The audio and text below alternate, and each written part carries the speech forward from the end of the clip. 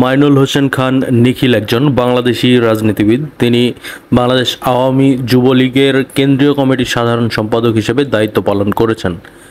2024 সালে দ্বাদশ জাতীয় সংসদ নির্বাচনে ঢাকা 14 আসনের সংসদ সদস্য নির্বাচিত হন। 2024 সালে অসহযোগ আন্দোলনের পর রাষ্ট্রপতি মোহাম্মদ শাহাবুদ্দিন জাতীয় সংসদ বিলুপ্ত করলে তিনি সংসদ সদস্য পদ হারান। মোহাম্মদ মাইনুল হোসেন খান নিখিল 1964 সালে 27 জুন চাঁদপুর জেলার মতলব উত্তর উপজেলার দুর্গাপুর ইউনিয়নের হরিণা গ্রামে সম্ভ্রান্ত খান পরিবারে জন্মগ্রহণ করেন।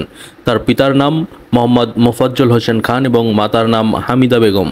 তিনি 1979 সালে চাঁদপুর জেলার মতলব উত্তর উপজেলার নিশ্চিন্তপুর উচ্চ বিদ্যালয় থেকে মাধ্যমিক এবং 81 সালে নিশ্চিন্তপুর ডিগ্রি কলেজ থেকে উচ্চ মাধ্যমিক সম্পন্ন করেন। বগুড়া জেলা সরকারি শাহ সুলতান কলেজ থেকে স্নাতক সম্পন্ন করেন।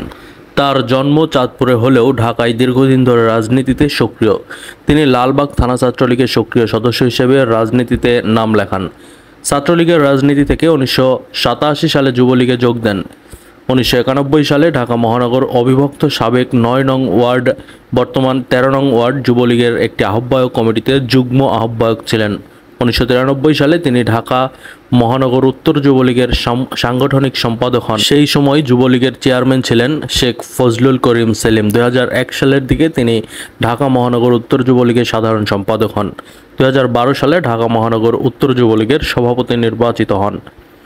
2019 সালে 23 নভেম্বর বাংলাদেশ আওয়ামী যুবলীগের কেন্দ্রীয় কমিটির সাধারণ সম্পাদক পদে নির্বাচিত হন। তার পিতা মোহাম্মদ মোফাজ্জল হোসেন খান ছিলেন বাংলাদেশ আওয়ামী লীগ চাঁদপুর জেলার মতলব উপজেলা সহ সভাপতি। তিনি একই উপজেলার 5 নং দুর্গাপুর ইউনিয়ন আওয়ামী লীগের সহসভাপতির দায়িত্ব পালন করেছেন।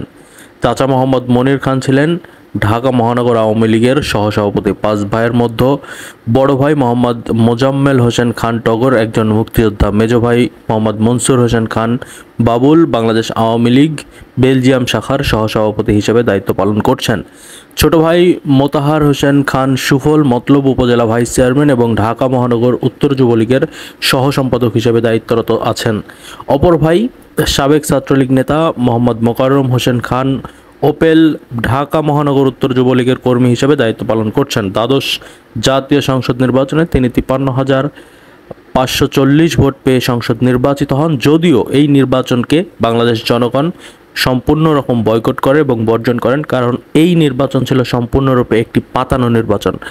তার নিকটতম প্রতিদ্বন্দ্বী স্বতন্ত্র প্রার্থী লুৎফর রহমান 17,914 ভোট পান। 5 আগস্ট 2024 সালে অসহযোগ আন্দোলনের মুখে তৎকালীন প্রধানমন্ত্রী শেখ হাসিনা পদত্যাগ করে ভারত পালিয়ে গেলে পরদিন 6 আগস্ট রাষ্ট্রপতি সংসদ ভবন ভেঙে দিলে তিনি সংসদ সদস্য পদ হারান। বাংলাদেশ আওয়ামী যুবলীগ স্বৈরাচার শেখ হাসিনার ডান হাত হিসাবে কাজ করত এবং বাংলাদেশে যতগুলো অপকর্ম ঘটিয়েছে শেখ হাসিনা তার অধিকাংশই বাংলাদেশ যুবলীগের হাত দ্বারা সংগঠিত হয়েছে। আর এ সকল অন্যায়ের মূল হোতা ছিলেন নিখিল, অর্থাৎ আওয়ামী যুবলীগের কেন্দ্রীয় সভাপতি।